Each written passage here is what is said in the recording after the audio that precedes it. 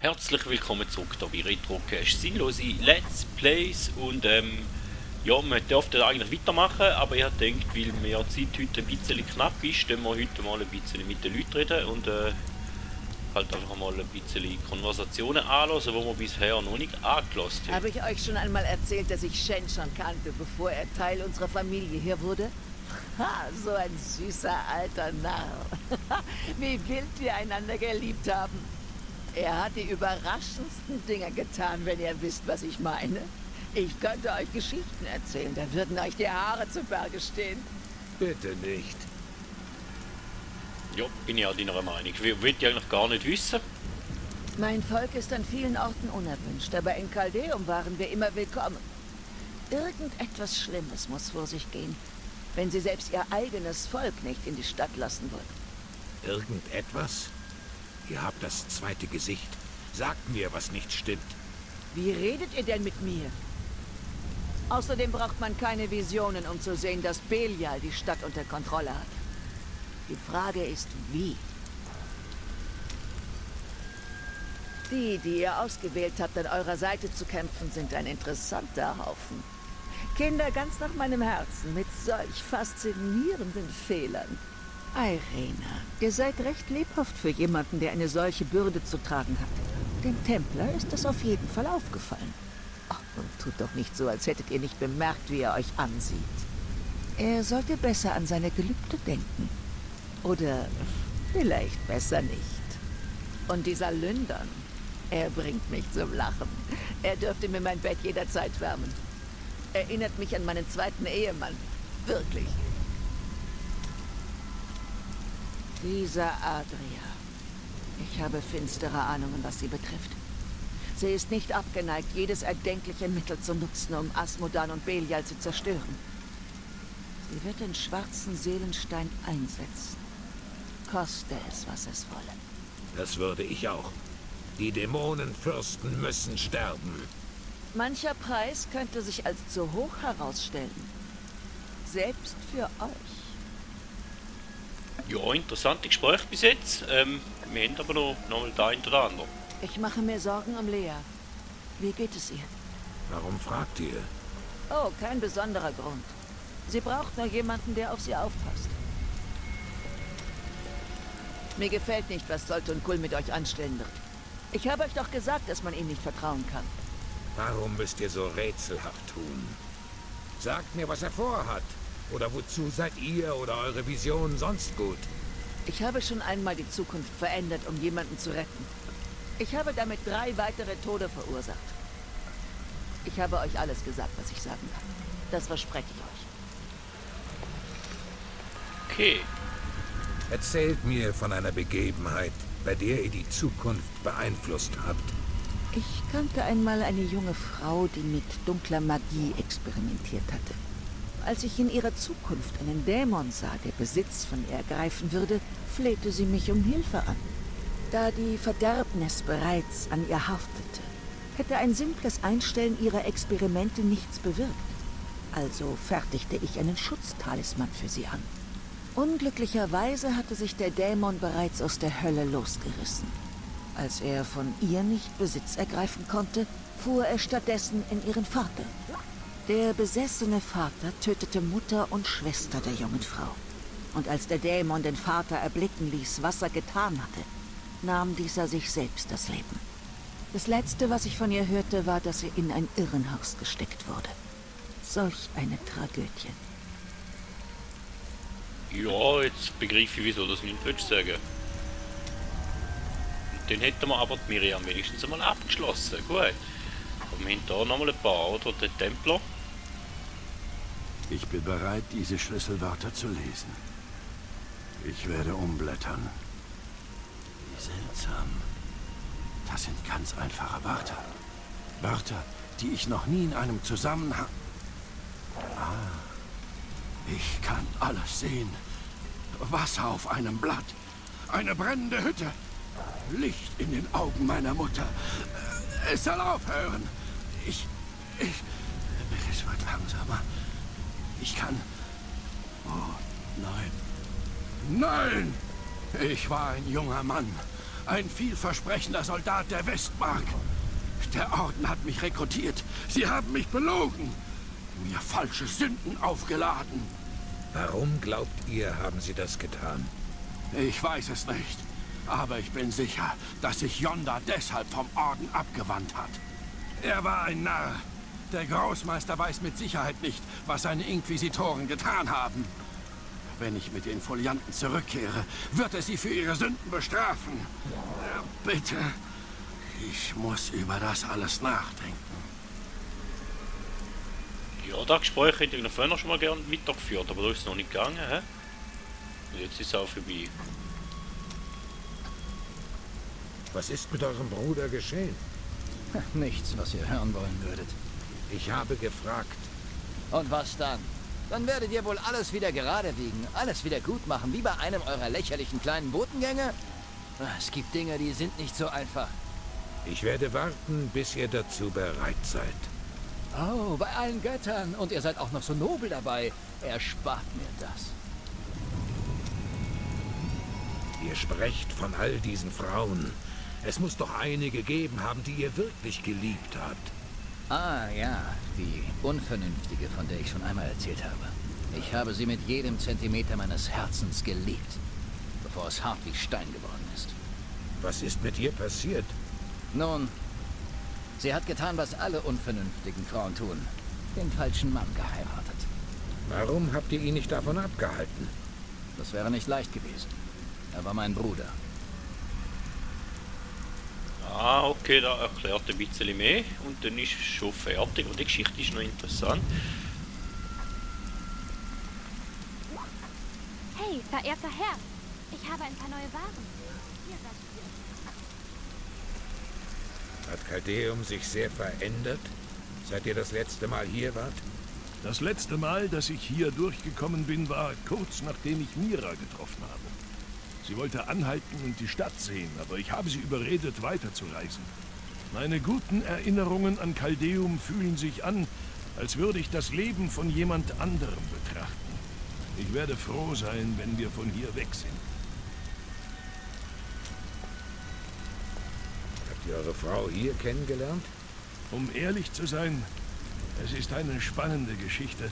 Wir haben uns in einer Stadt nicht weit von hier kennengelernt, in den Außenbezirken von Kurast.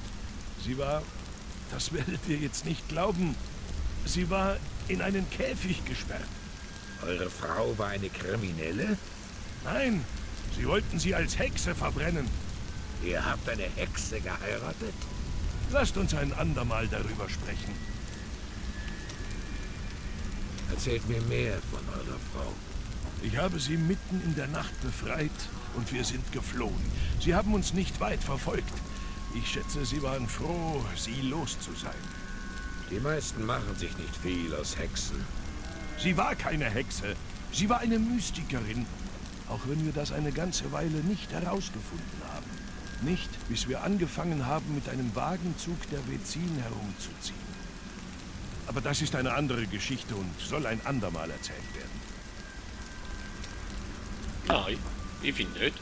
Erzählt mir mehr von eurer Zeit bei den Vezinen. Als wir uns dem Wagenzug angeschlossen haben, waren wir nur 2 verlorene Seelen. Die Vezin fanden es unheimlich romantisch. 2 Liebende auf der Flucht vor ihrer Vergangenheit. Vielleicht war da sogar etwas Wahres dran. Eine Mystikerin bei den Vezin hat Miras Talent sofort erkannt. Wir sind eine Weile bei ihnen geblieben, während Mira von ihr gelernt hat. Unterwegs haben wir uns verliebt und geheiratet. Ich habe noch nie etwas Wahrhaftigeres gespürt als meine Liebe zu ihr. Vielleicht haben ihre Zauber dazu geführt, dass ihr euch verliebt habt. Ach, vergesst es. Warum seid ihr nach Tristram gegangen? Wisst ihr, das habe ich mich auch gefragt. Es war Miras Idee. Ich frage mich, ob sie etwas gesehen hat und wusste, dass ich hier sein sollte, um euch zu helfen. Ob sie wohl die ganze Zeit wusste, was passieren würde? Ich teile eure Trauer, Freund. Aber ihr solltet nicht in der Vergangenheit verweilen. Eure Frau würde das nicht wollen. Danke. Ich möchte kurz allein sein. Auch sehr interessantes Gespräch.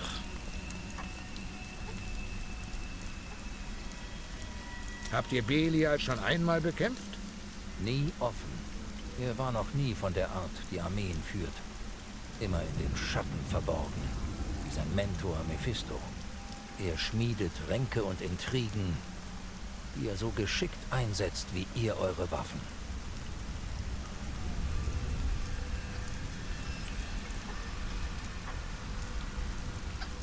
Ich vermisse Onkel Deckard so sehr. Es ist schwer, ohne ihn weiterzumachen. Kane wäre stolz auf euch, Lea. Danke. Ich mache mich wieder an meine Studien. Was werden wir tun, nachdem wir Belial und Asmodan im Seelenstein gefangen haben? Dann werde ich ihn zerschmettern.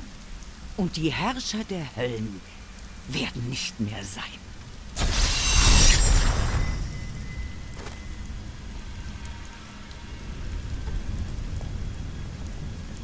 Nachdem ich vor all diesen Jahren die Zerstörung in Tristram überlebt hatte, habe ich Diablo und seiner Art Rache geschworen. Ich habe dafür alles geopfert. Das ist mein Weg. Und ich werde ihn bis zum bitteren Ende beschreiten. Wir müssen den Kaiser erreichen. Er hat gesagt, er könnte uns zu Belial führen. Bist du sicher, dass wir diesem Kind trauen können? Wir haben keine Wahl. Aber wisset dies. Wenn Belial in die Enge getrieben wird, wird er in Caldeum die Hölle auf Erden heraufbeschwören. Bevor wir ihm also gegenübertreten, müssen die Einwohner in Sicherheit gebracht werden. Die Eisenwölfe können dabei helfen. Dann lasst uns sofort mit ihnen sprechen. Ja, und jetzt habe ich die falsche Person angesprochen und darum geht das Spiel weiter, anstatt dass ich noch meine Konversation kann weiterführen. Okay. Ist halt so. Belial hat seinen Angriff auf die Stadt begonnen. Los, gehen wir. Ashara ist bereits bei der Kanalisation.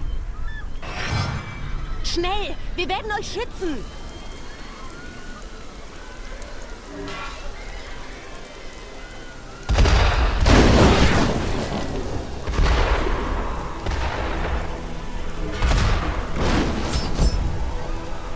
Wir sind unter Zugzwang.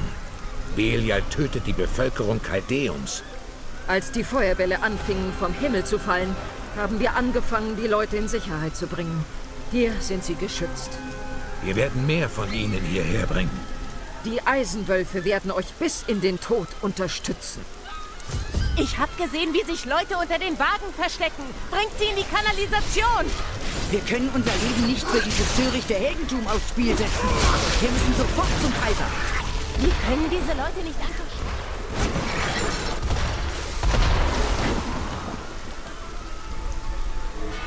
Wir können uns nirgendwo verstecken. Wessen Zorn haben wir uns nur zugezogen? Ich brauche mehr Zeit.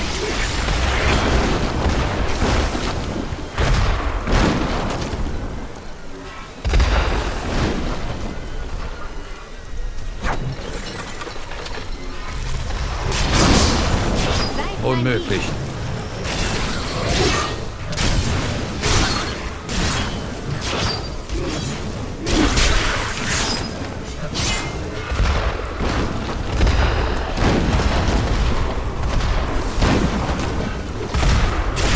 Bereit.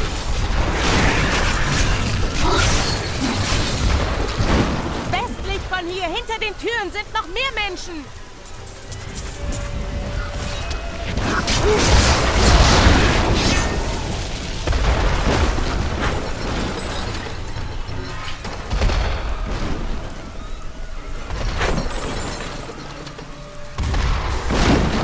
Ich hätte nie gedacht, dass es so enden würde.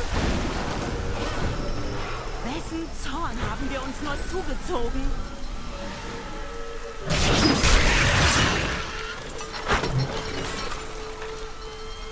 Was geht hier vor sich? Helft mir!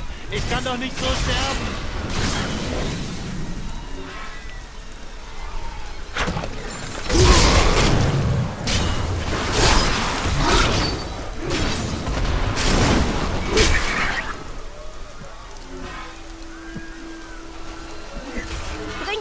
feindlichen Leute hierher Zu den Toren!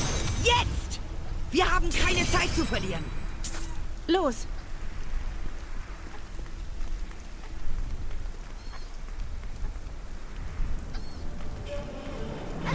Jetzt, Lea! Benutze deine Macht, so wie ich es dir beigebracht habe, und reiße diese Tore ein. Tretet zurück! Ich habe es noch immer nicht ganz unter Kontrolle.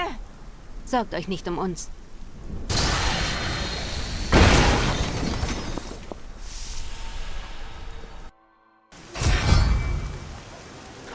Ihr wagt es, euch in den Weg zu stellen? Das geht noch nicht.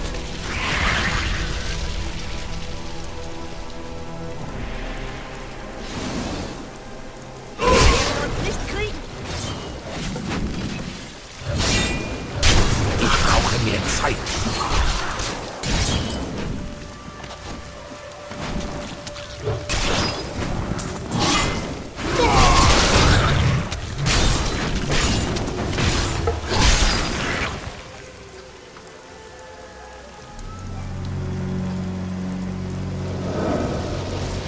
Noch nicht bereit.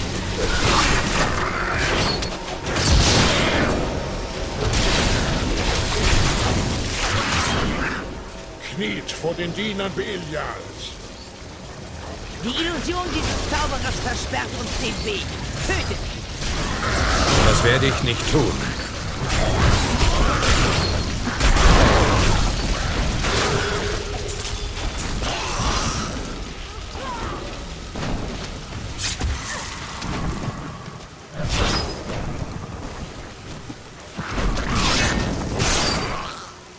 Ja, dann müssen wir halt gleich noch ein bisschen metzeln. Eigentlich wollte ich eine kürzere Folge machen heute. Das geht noch nicht.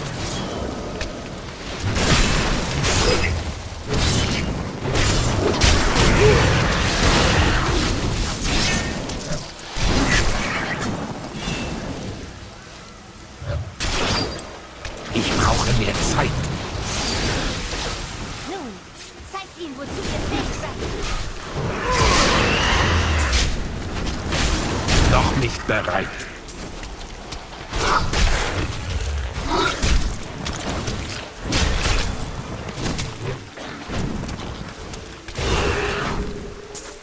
Wir haben einen mächtigen... Noch einmal, Tochter! Ich fühle mich so schwach. Ich weiß nicht, ob ich das kann. Du musst! Jetzt! Die Kraft ist in euch, Lea. Es liegt jetzt an euch. Beeilt euch. Ich muss hier bleiben und mich um Den Lea... Göttern sei Dank. Ihr seid gerade noch rechtzeitig gekommen. Zeigt mir den Seelenstein. Ihr werdet ihn sehen, Belial. Bald wird eure stinkende Seele darin gefangen sein. Wie schlau von euch. Aber wisse dies, Nephalem. Asmodan weiß von dem Stein und allem, was er beinhaltet. Selbst wenn er mich besiegt, wird er euch und jeden einzelnen eurer kläglichen Art auslöschen.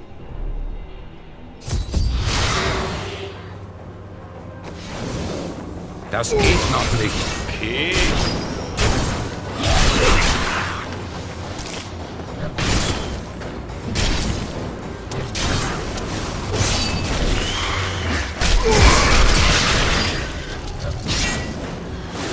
Noch nicht bereit.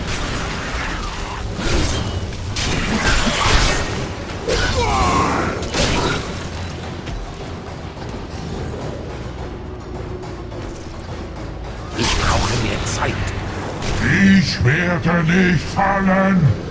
Diese Welt ist mein.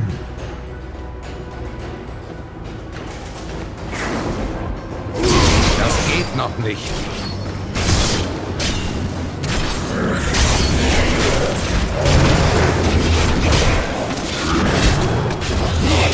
Ich werfe diese lächerlichen Illusionen von mir. Seht das wahre Gesicht des Herrschers der Hölle!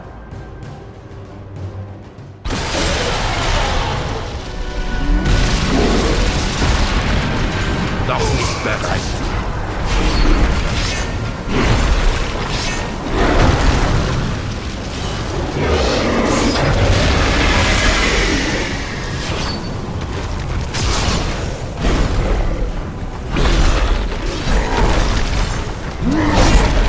brauche mehr Zeit.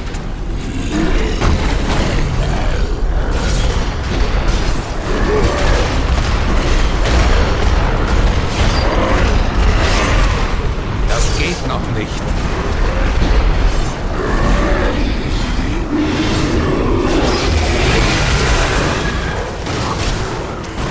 Mehr Wut.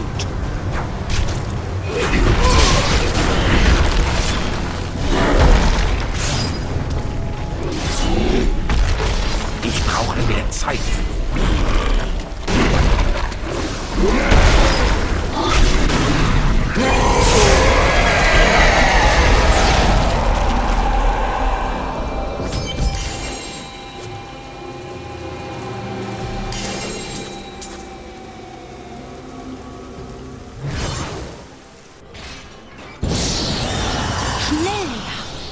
Schließ Belials Seele in den Stein ein. Es ist ironisch, dass ein so verderbter Mann wie Soltun Kull eine so große Rolle bei unserer Rettung spielt. Einst war Kull ein rastloser Feind der Hölle. Lasst uns aus seinem Leben lernen. Je länger wir gegen das Böse kämpfen, desto leichter fällt es ihm, unsere Herzen zu verderben.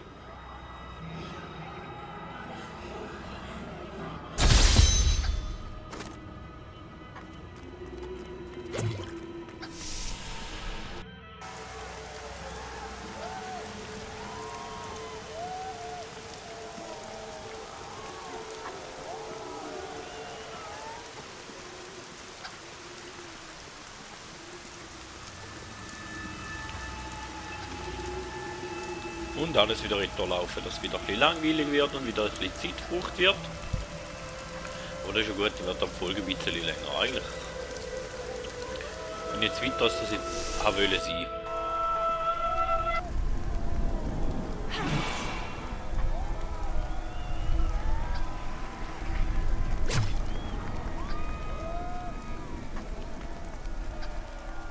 Jetzt kehrt Caldeo mit Sicherheit zu seinem alten Glanz zurück. Was sehen wir denn noch? Und jetzt normal reden oder?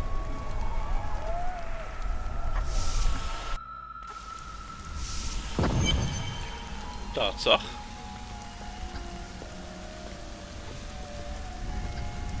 Hey, verehrter Herr. Ich habe ein paar neue Wagen. Aber mit Adria möchte ich eigentlich noch ein bisschen reden da. Lea bewundert euch sehr. Sie hat ein gutes Herz. Ist das nicht, was ihr euch erhofft hattet? Güte hilft uns in diesen finsteren Zeiten nicht zu überleben. Leas Macht wächst. Die Macht war immer in ihr. Jetzt lernt sie, sie zu kontrollieren. Ihr habt sie ihr sozusagen vererbt? Ich weiß nicht, woher ihre Macht kommt. Ich habe mein Leben lang die Wege der Magie studiert, aber es ist mir nie so leicht gefallen. Als ich noch in Tristram lebte, erzählte mir Deckard Cain von einem schwarzen Seelenstein, den ein abtrünniger Horadrim erschaffen hatte. Zu diesem Zeitpunkt habe ich mir nichts weiter dabei gedacht, aber später wurde mir seine wahre Bedeutung klar. Ich wusste, dass die Essenzen der 5 getöteten Herrscher der Höllen noch in unserer Welt existierten. Deshalb habe ich die letzten 20 Jahre damit verbracht, sie zu finden. Und sie darauf vorzubereiten, in den Stein gezogen zu werden, wenn er vollendet werden würde. Vollendet? Kull wurde bei seinem ersten Versuch unterbrochen. Nun, da der Seelenstein endlich zusammengefügt ist, wurden die Herrscher der Höllen darin eingeschlossen. Seid euch hierüber im Klaren. Ich habe mein Leben und mein Eigenfleisch und Blut, meine Tochter gegeben, damit ich Belial und Azmodan jagen konnte. Stellt niemals meine Hingabe in Frage. Ich habe mehr gegeben als irgendjemand sonst. Und bevor das Ende kommt, werde ich noch viel mehr geben. Es wird gefährlich sein, den schwarzen Seelenstein zu beherrschen. Seid ihr sicher, dass ihr das könnt? Oh, ich würde ihn nicht benutzen. Nur Lea kann ihn handhaben. Natürlich unter meiner Anleitung. Ihre Macht ist bei weitem größer als meine. Und das wird unseren Erfolg sichern. Ja, wenn du da mal nicht zu viel erhoffst.